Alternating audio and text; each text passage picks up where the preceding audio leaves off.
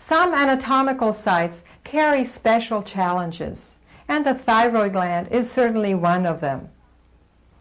Several factors are important for success. The first one is the position of the patient. Hyperextension of the neck created by a pillow under the neck and shoulder area usually makes it more difficult to access the mass.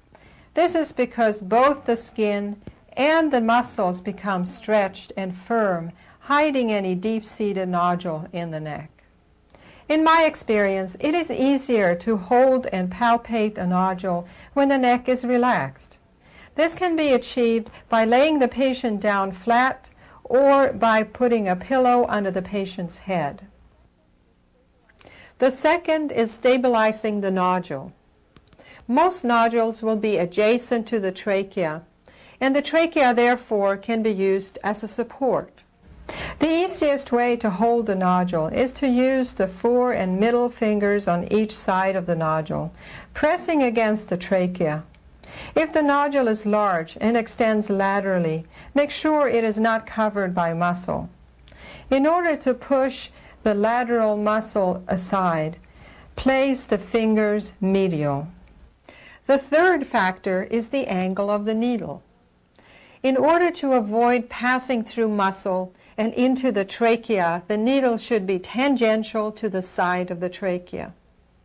The main reason the thyroid gland is a tricky area is its many blood vessels.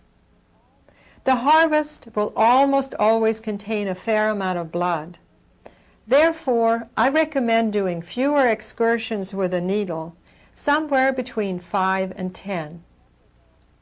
Do remember, though, that suction alone will not produce a good sample. The needle technique without suction, described earlier, often works well in the thyroid gland. Targets in the axilla may be difficult to reach and to immobilize. The best position for the patient is to be sitting up with the arms slightly abducted and as relaxed as possible. One way of accomplishing this is to put the patient's hand on the operator's shoulder like this. Another possibility is to have an assistant support the patient's arm in the same position.